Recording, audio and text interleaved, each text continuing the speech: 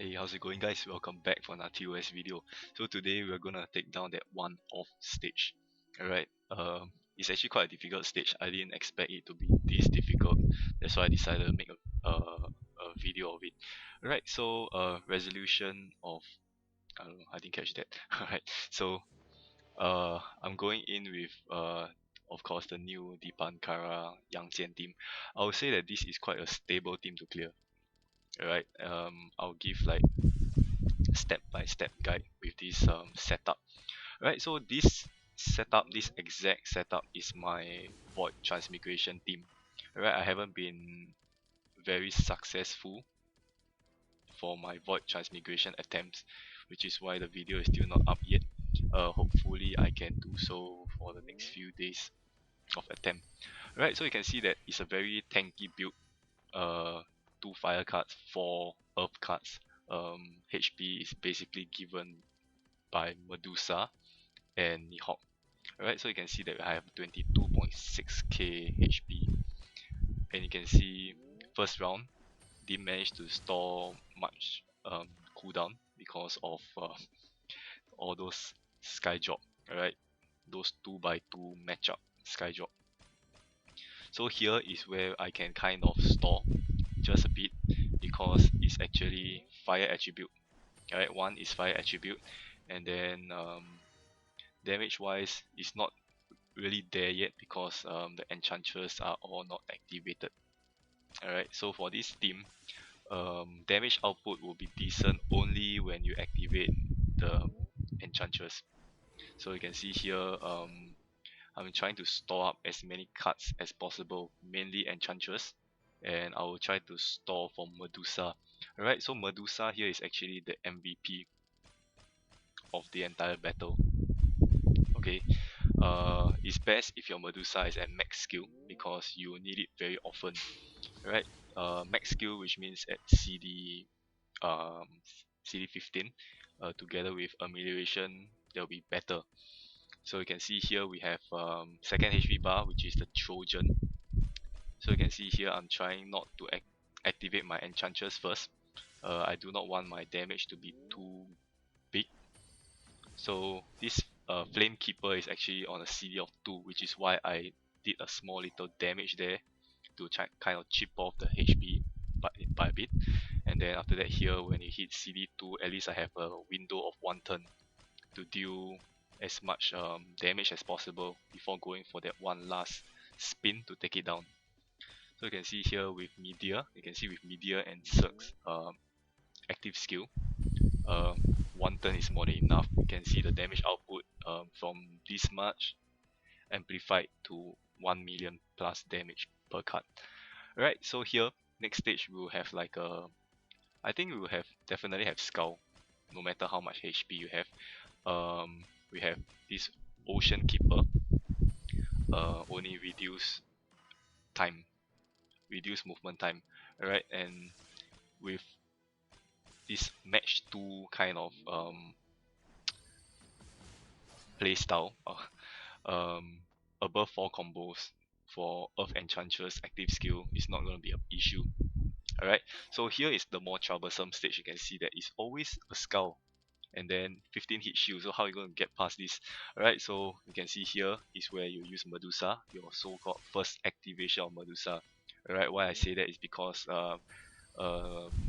you might need Medusa at the back of this battle. If you need it, it's actually optional.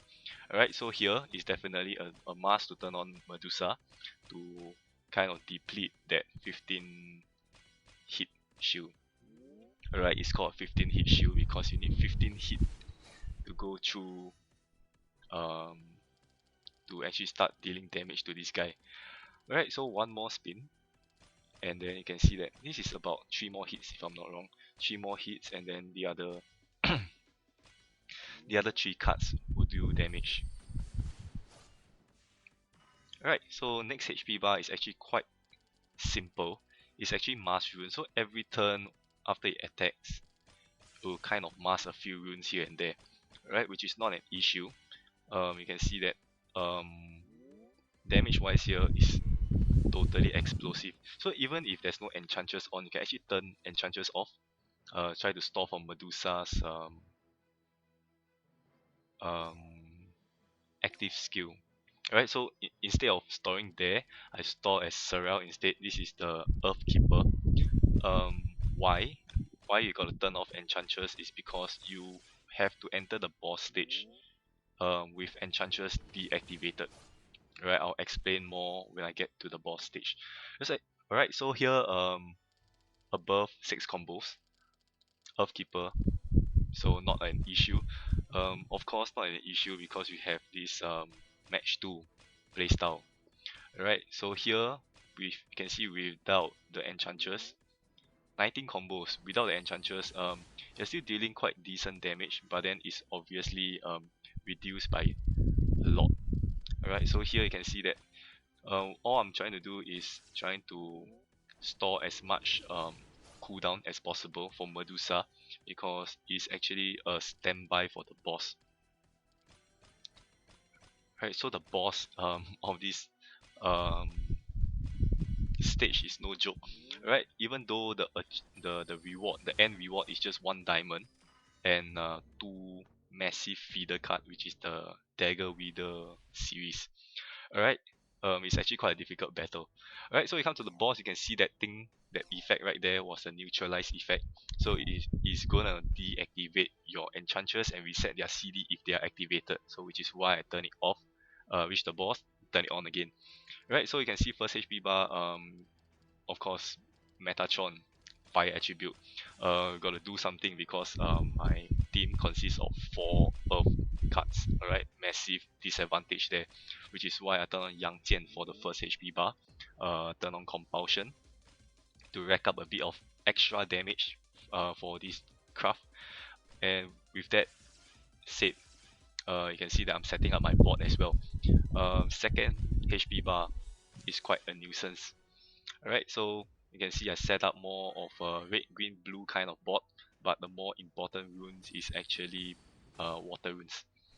Alright, so with Yang Jian's active skill, no problem, managed to take down the first HP bar safely.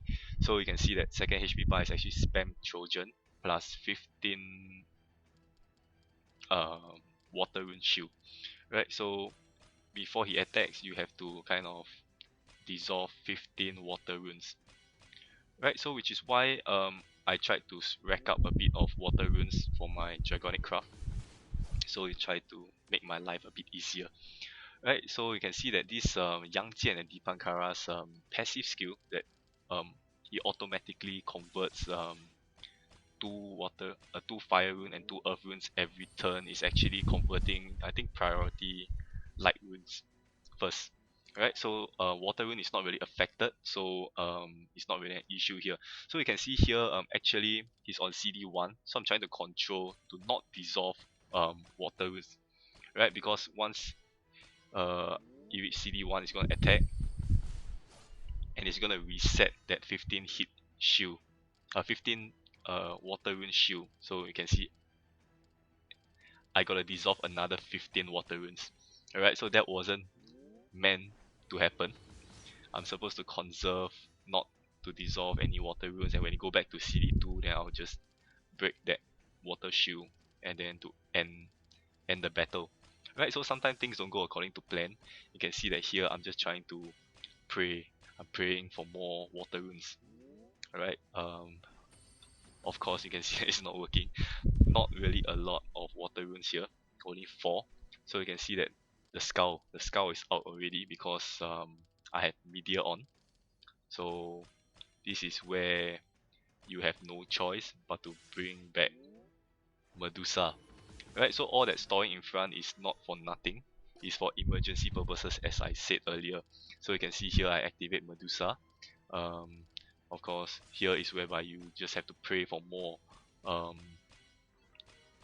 water runes. Alright, so a delay of 3 turns should be more than enough. You can see that right after that I managed to rack up 15 water runes, and it's accumulative, so it shouldn't be a problem.